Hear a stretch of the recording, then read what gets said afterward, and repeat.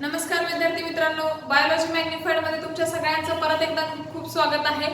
YouTube वरती मी एक pole घेतला होता आणि 11च्या सिलेबस मध्ये तुम्हाला कोणता टॉपिक पहिल्यांदा पाहिजे याच्यावर संदर्भात तो पोल होता। बऱ्याच मेजॉरिटी मुलांनी आपल्याला एक्सक्रीशन आणि ऑस्मोरेग्युलेशन पहिल्यांदा घ्या असं सांगितलेलं आहे। सो आनंदाची गोष्ट म्हणजे आज आपण 11चा सिलेबस सुरू करत आहोत। ऑल्टरनेट डे याचे व्हिडिओज प्रति मेन सेक्शन्स मी सगळे कव्हर करणार आहे विथ एमसीक्यू। सो 11वीच्या सिलेबसचं टेन्शन काही घ्यायचं नाहीये आणि तुमच्या बरोबर तुमच्या फ्रेंड्सला सुद्धा आपला चॅनल शेअर करा जेणेकरून त्यांचं सुद्धा 12वी प्लस 11वीचा सिलेबस कव्हर होईल। आता आपण सुरुवात करणार आहोत एक्सक्रीशन आणि ऑस्मोरेग्युलेशनला, ठीक आहे। आता त्याच्यामध्ये ना सुरुवातीचं जे इंट्रोडक्टरी पेज आहे, 2 पेजेस आहेत, तर त्याचं मी जस्ट बोलता रिकव्हर करणार आहे। ऍक्च्युअली त्याचा एक सेपरेट व्हिडिओ बनला असता, पण मेन जे पॉइंट्स आहेत ते आपण सुरुवातीला कव्हर करूयात। सो तिथे त्या इंट्रोडक्टरी जो सेक्शन येईल तो मी तिथे तुम्हाला सांगेन, ठीक आहे। तर आता आपण आपल्या लेक्चरला सुरुवात करूयात।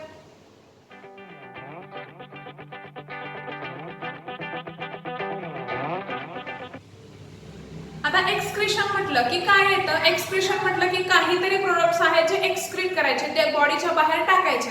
मग एक्सक्रीटरी त्याच्यामध्ये प्रोडक्ट्स आले, एक्सक्रीटरी सिस्टीम आले। एक्सक्रीटरी सिस्टीम मध्ये तुमची स्किन येते, लंग्स येतात, किडनी येते, बरोबर? या सगळ्या गोष्टी याच्यामध्ये आल्या। त्याच्यानंतर मग एक्सक्रीटरी प्रोडक्ट मध्ये युरिया आहे, गॅसेस आहेत, वोलाटाईल सबस्टन्सेस आहेत, ड्रग्ज आहेत आणि मग तुमचं डायजेस्ट झालेलं बाकीचं जे मटेरियल आहे हे सगळं आलं, युरिया आला, क्रिएटिनिन आलं, ह्या सगळ्या गोष्टी येतात एक्सक्रीटरी प्रोडक्ट्स मध्ये, ठीक आहे। आता बेसिकली आपण एक पॉइंट आपण समजून घेऊया इंट्रोडक्शनचा, नंतर मी अमोनोटेलिझमला सुरुवात करते। आपला बेसिक काय असतं सांगा? कॅटाबॉलिझम। कॅटाबॉलिझम म्हणजे काय असतं? सॉरी, मला ॲनाबॉलिझम पहिल्यांदा सांगायचंय किंवा ॲनाबॉलिझम आणि कॅटाबॉलिझम। आता ॲनाबॉलिझम म्हणजे फॉर्मेशन, आपल्या बॉडीमध्ये काहीतरी तयार होत असेल बाकी सगळे इन्ग्रेडियंट्स वापरून, तर ते ॲनाबॉलिझम। ॲनाबॉलिझम म्हणजे तुम्हाला काय लक्षात आलं? फॉर्मेशन किंवा सिंथेसिस। आणि कॅटाबॉलिझम म्हणजे काय असतं? तुमचं ब्रेकडाऊन। कॅटाबॉलिझम म्हणजे काय असतं? तुमचं ब्रेकडाऊन, म्हणजे जे काही कंपोनंट प्रेझेंट आहेत त्यांचं ब्रेकडाऊन करायचं, त्यांचं कॅटलाइज करायचं त्यांना, ठीक आहे। तर हे सगळं आलं ॲनाबॉलिझम आणि कॅटाबॉलिझम।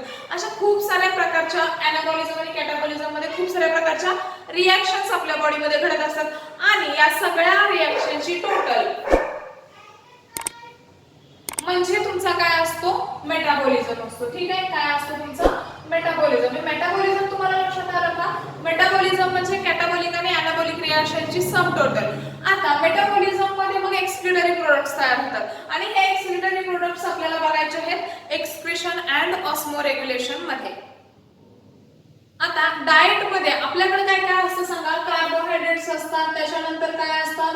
प्रोटीन्स असतात, फॅट्स असतात, ठीक आहे। आता excess amount of carbohydrates and fats, fat आणि कार्बोहायड्रेट जास्तीचं झालं तर आपली बॉडी स्टोअर करते, माहिती आहे आपल्याला। ग्लुकोज हे कार्बोहायड्रेट्स हे ग्लायकोजनच्या फॉर्म मध्ये आणि फॅट हे आपल्या बॉडीमध्ये स्टोअर केले जातात। पण प्रोटीनचं ब्रेकडाऊन होणं, आपण जे प्रोटीनस डाएट घेतो, आपल्याला म्हटलं जातं एक्स्ट्रा प्रोटीनस डाएट घेऊ नका, प्रोटीन डाएट घ्या, पण एक्स्ट्रा त्याचं काय झालं पाहिजे का? कारण प्रोटीनचं ब्रेकडाऊन होऊन तयार काय होणार आहे? अमायनो ऍसिड्स तयार होणार आहे। काय तयार होणार आहे? Amino acids. आणि हे जे अमायनो ऍसिड्स आहेत ते मात्र आपली बॉडी स्टोअर करू शकत नाही। कार्बोहायड्रेट्स करू शकते, फॅट्स करू शकते, अमायनो ऍसिडला आपल्या बॉडीला स्टोअर करता येत नाही। मग जर हे स्टोअर करू शकत नाही बॉडी, तर काय केलं पाहिजे? एलिमिनेट केलं पाहिजे, एक्सक्रीट केलं पाहिजे, त्याला बॉडीच्या बाहेर फेकलं पाहिजे। आणि मग ते बाहेर फेकलेल्याच्या अमायनो ऍसिड्स असतील किंवा जे नायट्रोजनस वेस्ट, अमायनो ऍसिड मध्ये आता आपल्याला माहिती आहे अमायनो ऍसिड्स मध्ये नायट्रोजन ग्रुप असतो। तुम्हाला ह्या सगळ्या गोष्टी डीएनए आरएनए मध्ये झाल्या, म्हणजे अमायनो ऍसिड्स म्हणजे बेसिकली काय येणार आहे सांगा? Nitrogenous waste. हे नायट्रोजनस वेस्ट, आता हे नायट्रोजनस वेस्ट कसं तयार होतं? तर हा जो तुमचा अमायनो ऍसिड आहे, या अमायनो ऍसिड मधून काय होतं? अमायनो ऍसिडचं डीॲमिनेशन होतं। काय होत असतं? अमायनो ऍसिडचं डीॲमिनेशन होत असतं। डीॲमिनेशन होतं म्हणजे अमायनो ऍसिड मधून अमायनो ग्रुप निघून जातो आणि तुमचा काय बनतो? अमोनिया राहतो। काय राहतो? अमोनिया राहतो। अमोनिया प्लस काय असणार आहे? Amino group. आता हा अमायनो ग्रुप निघून जाणार आहे, सो तुम्हाला हा कन्सिडर करायचा आहे का? नाहीये। याचं डीॲमिनेशन झाल्यानंतर अमायनो ग्रुप निघून जाऊन तुमचा अमोनिया बनतो आणि हा अमोनिया म्हणजे तुमचा काय आहे? मेन एक्सक्रीटरी प्रोडक्ट आहे। आणि मग अमोनोटेलिझम आपल्याला बघायचंय। इथपर्यंत आहे तुमच्या लक्षात आलं असावं की बेसिक, ह्याला खूप वेळ वेगळा व्हिडिओ झाला असता, पण मी इन शॉर्ट एक्सप्लेन केलेला आहे। सो आता आपल्याला हा अमोनिया एक्सक्रीट करायचा आहे। मग नायट्रोजनस वेस्ट म्हणजे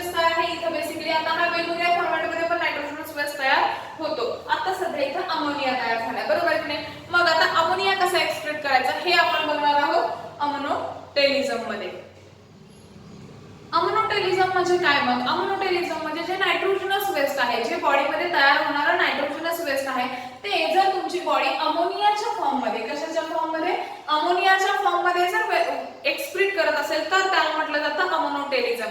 अमोनोटेलिझम लक्षात आलं का? मी बाय वर्ड डेफिनेशन असं तुम्हाला सांगणार नाही की इट इज कॉल्ड ॲज वगैरे, तुम्ही जस्ट मीनिंग लक्षात घ्या, कन्सेप्ट लक्षात घ्या. बाय वर्ड तुम्हाला बुक मध्ये भेटणारच आहे. नायट्रोजनस वेस्ट म्हणजे काय आहे तर सॉरी, अमोनोटेलिझम म्हणजे काय आहे? नायट्रोजनस वेस्ट तुमचं अमोनियाच्या फॉर्म मध्ये एक्सक्रीट करणं. ठीक आहे. आता अमोनियाच्या पण काही प्रॉपर्टीज बघूयात, मग आपल्याला समजेल की हे कशा प्रकारे एक्सक्रीट केले जातं आणि कुठले ॲनिमल्स हे एक्सक्रीट करू शकतात.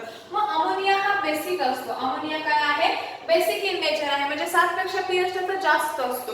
ठीक आहे. जेव्हा हा बेसिक इन नेचर आहे तर हा काय करू शकतो? बॉडीचा पीएच लगेच चेंज करू शकतो. बॉडीचा पीएच हा लार्ज क्वांटिटी मध्ये काय किंवा बॉडीचा पीएच बेसिकली डिस्टर्ब करू शकतो. आणि बॉडीचा पीएच डिस्टर्ब झाल्यानंतर काय काय होतं या गोष्टी आपल्याला डिस्कस करायच्या. त्याच्यानंतर सगळ्यात महत्त्वाची गोष्ट आहे, अमोनिया हायली टॉक्सिक आहे. जर एखादी गोष्ट हायली टॉक्सिक आहे तर ती बॉडीमध्ये जास्त वेळ असून चालणार आहे का? नाही. लगेच इमिजिएटली त्याला काय केलं पाहिजे? एलिमिनेट केलं पाहिजे. सो आपल्याला बघायचं की मग तो इमिजिएटली कसा एलिमिनेट केला जातो. आता आपण जो हा पॉइंट बघितला पीएच वाला, अमोनिया बेसिक असल्यामुळे बॉडीचा काय करू शकतो? पीएच चेंज करू शकतो. आपल्या बॉडीमध्ये स्लाइट डिफरन्स म्हणजे पीएच मध्ये, आपल्या बॉडीच्या पीएच मध्ये थोडा जरी बदल झाला तरी काय काय होतं सांगा? तर याच्यामध्ये एन्झाइम कॅटलाइज रिएक्शन्स असतात ना, म्हणजे ज्या रिएक्शन एन्झाइम थ्रू होतात, कारण एन्झाइम हे हायली सेन्सिटिव्ह असतात, हायली स्पेसिफिक असतात. ठीक आहे. त्यामुळे बॉडीचा पीएच जरा जरी चेंज झाला तरी ज्या रिएक्शन एन्झाइममुळे कॅटलाइज केल्या जातात त्या काय होऊ शकतात? डिस्टर्ब होऊ शकतात. त्याच्यानंतर प्लाझ्मा मेम्ब्रेन जे आहे, प्लाझ्मा मेम्ब्रेन काय होतं? अनस्टेबल होतं. आणि प्लाझ्मा मेम्ब्रेन अनस्टेबल झाल्यानंतर डिफ्युजन असेल, ऑस्मोसिस असेल, या प्रोसेसला प्रॉब्लेम येणार आहे.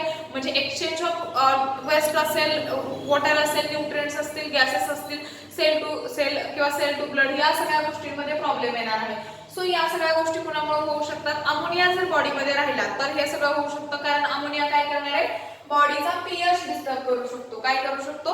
पीएच डिस्टर्ब करू शकतो. ठीक आहे. त्याच्यानंतर मग आता हा अमोनिया बाहेर तर टाकला पाहिजे. मग हा बाहेर टाकला कसा जातो? Bye simple diffusion.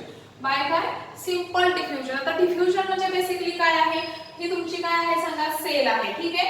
हा बाहेरचा म्हणजे सेल वॉल, त्याच्या आतमध्ये जे आहे ते, त्याच्या आतमधलं जे आहे ते प्लाझ्मा मेम्ब्रेन. हा बाहेरचा काय आहे? सेल वॉल आहे. त्याच्या आतमधलं सेल मेम्ब्रेन, सेल मेम्ब्रेन किंवा आपण काय म्हणतो त्याला? Plasma membrane. बरोबर नाही? आता इथून सेल वॉल जे आहे ते आपलं कसं असतं? फ्रीली परमिएबल असतं. आणि सेल मेम्ब्रेन कसं असतं आपलं? सिलेक्टिव्हली परमिएबल, सेमी परमिएबल असतं. ठीक आहे. परमिएबिलिटीचा कन्सेप्ट तुम्हाला दुसऱ्या टॉपिक मध्ये आहे, पण तुम्हाला इथं काय समजायचंय? ज्यावेळी ह्या सेल मध्ये आतून बाहेर आणि बाहेरून आत ज्यावेळी काय होत असतं? एक्सचेंज ऑफ मटेरियल होत असतं, त्यावेळी इथे डिफ्युजन प्रोसेस होते. बेसिकली डिफ्युजन म्हणजे काय आहे? मूवमेंट ऑफ आयन्स, ॲटम्स और molecules of solid, liquid and gases from their higher concentration to their lower concentration. असं समजा ही एक सेल आहे, इथून तुमची काय चाललेली आहे? कॅपिलरी चालली, ब्लड कॅपिलरी. तर या ब्लड कॅपिलरी मध्ये काय असणार आहे सांगा? न्यूट्रिएंट जास्त असतील किंवा मग जे पण असेल, एखादं न्यूट्रिएंट आलेलं असेल किंवा गॅसेस सुद्धा असतील, हे सेल मध्ये जाणं गरजेचं आहे. इथं कॉन्सन्ट्रेशन कसं आहे? जास्त आहे. त्या समजा आपण साधी सोपी गोष्ट काय घेऊयात तर अगेन अमोनियाच घेऊयात. काय घेऊयात? पहिला आपण न्यूट्रिएंट्स घेऊयात. याच्यामधून एखादा न्यूट्रिएंट ब्लड न्यूट्रिएंट कॅरी करतो, तुम्हाला माहिती आहे. न्यूट्रिएंटचं कॉन्सन्ट्रेशन इथं जास्त आहे, इथं कमी आहे, तर मूवमेंट काय होणार आहे? ब्लड कॅपिलरी टू सेल होणार आहे. ही काय आहे? आपली सेल. आणि ही काय आहे? ब्लड व्हेसल आहे, कॅपिलरी आहे. ठीक आहे. आता हे कशाचं झालं सांगा? ही जी मूवमेंट आहे ती कोणाची बघितली आपण? न्यूट्रिएंटची बघितली. पण त्याच वेळी काय आहे? नायट्रोजनस वेस्ट आहे की नाही, त्याचं जे प्रमाण आहे ते कुठं असणार आहे? जास्त. कारण सेलमध्ये नायट्रोजनस वेस्ट तयार होणार आहे, म्हणजे याचं कॉन्सन्ट्रेशन इथं जास्त असणार आहे वेस्टचं, आणि ब्लड मध्ये कसं असणार आहे? कमी असणार आहे. सो मूवमेंट जी आहे ती काय होणार आहे? Cell to blood vessel. मग हा जो कन्सेप्ट आहे तो डिफ्युजन आहे. हे सिंपल डिफ्युजन आहे. बाकी डिफ्युजनचे फॅसिलिटेटेड डिफ्युजन आणि ऍक्टिव्ह वगैरे या सगळ्या गोष्टी आहेत, पण तुम्हाला इथं सिंपल डिफ्युजन लक्षात ठेवायचं आहे. High concentration to low concentration, high concentration to low concentration movement असते सबस्टन्सची, दॅट इज सिंपल डिफ्युजन. आणि अमोनियाचा पण सांगितलं, हा अमोनिया इकडे जास्त आहे, ब्लड मध्ये कमी आहे, म्हणून इकडून इकडं असा एक्सक्रीट केला जातो. ठीक आहे. तर इथपर्यंत काय झालं? आपण एक्सक्रीशन ऑफ अमोनियाची प्रोसेस बघितली, सिंपल डिफ्युजन. आता अजून काही प्रॉपर्टीज आपल्याला अमोनियाच्या बघायच्या आहेत, जेणेकरून तुम्हाला अमोनोटेलिझम समजून घेणं अजून सोपं जाईल. ओके, अमोनिया आता एक्सक्रीट तर करायचं आहे आपल्याला, अमोनिया एक्सक्रीट करायचं आहे, हायली टॉक्सिक आहे, पटकन एक्सक्रीट करायचं आहे. मग त्याची एक इम्पॉर्टंट प्रॉपर्टी आहे, हा रेडिली सोल्युबल आहे इन वॉटर. वॉटरमध्ये हा मॅक्सिमम सोल्युबल होतो, म्हणजे ऑलमोस्ट काही गोष्टी असतात की नाही वॉटरमध्ये सोल्युबल नसतात, म्हणजे इनसोल्युबल असतात.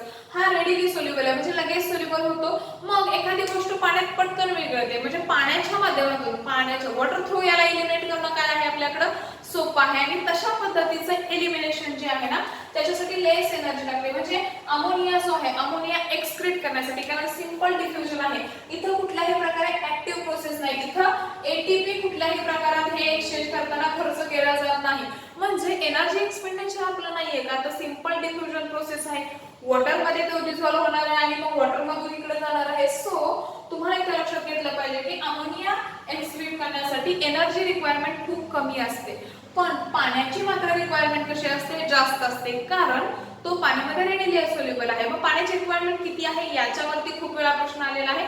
सो तुम्हाला या सगळ्या गोष्टी लक्षात ठेवायच्याच आहेत. मग large quantity needs large quantity of water to excrete dilute and excrete ammonia. म्हणजे अमोनियाला पहिला डायल्यूट करावं लागेल, कारण कॉन्सन्ट्रेटेड फॉर्म मध्ये आपण जेव्हा इथं हायली टॉक्सिक म्हणतो ना त्यावेळी याचं जे कॉन्सन्ट्रेशन आहे ते बॉडीमध्ये वाढून चालणार नाही, अजिबात कॉन्सन्ट्रेटेड फॉर्म मध्ये तो बॉडी आपली स्टोअर करू शकत नाही. मग पटकन काय करायचा, पाण्यामध्ये डिझॉल्व करायचा, म्हणजे डायल्यूट करायचा तो आणि एक्सक्रीट करायचा. मग याची जी वॉटर क्वांटिटी आहे ते तुम्ही व्यवस्थित लक्षात ठेवा. तर 1 ग्रॅम अमोनियासाठी, 1 ग्रॅम कशासाठी, अमोनियासाठी तुम्हाला जे वॉटर लागतं ते किती लागणार आहे, 300 to 500 ml काय लागणार आहे, वॉटर. तर ही गोष्ट व्यवस्थित लक्षात तुम्हाला ठेवायची आहे. 1 ग्रॅम अमोनिया, बघा किती क्वांटिटी आहे, 1 ग्रॅम अमोनिया जर एक्सक्रीट करायचा असेल तर 300 ते 500 ml पाणी लागतं. मग मला सांगा आपल्याला ते पॉसिबल आहे का, नाही. जे पाण्यात राहतात त्यांना पॉसिबल आहे, बरोबर नाही. जे ॲनिमल्स पाण्यामध्ये आहेत कम्प्लिटली त्यांना हे पॉसिबल आहे.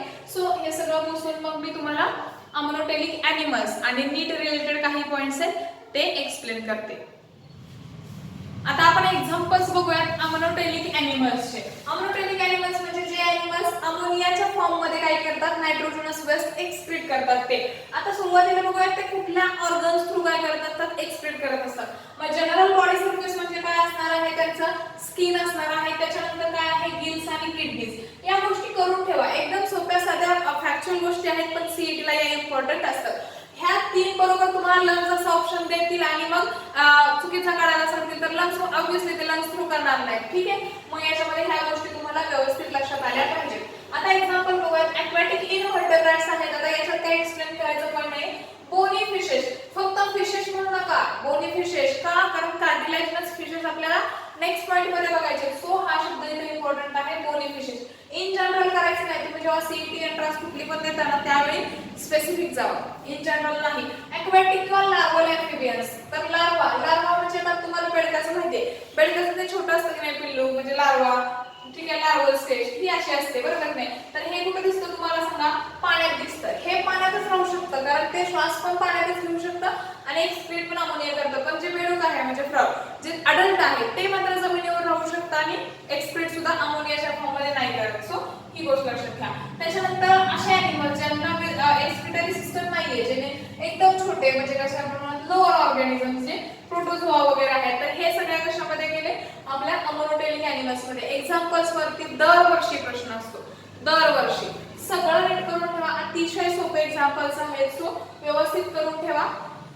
अशा प्रकारे आपला काय झालाय, अमोनोटेलिझम कंप्लीट झालेला आहे. आय होप तुम्हाला हा समजला असेल. तुम्हाला 11वी किंवा 12वी यातला कुठला जर अजून एखादा टॉपिक हवा असेल तर मला कमेंट सेक्शन मध्ये सांगा.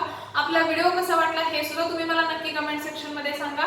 आणि आपला चॅनल लाईक करा, शेअर करा, सबस्क्राईब करा, त्याचबरोबर बेल आयकॉन सुद्धा प्रेस करा. थँक्यू.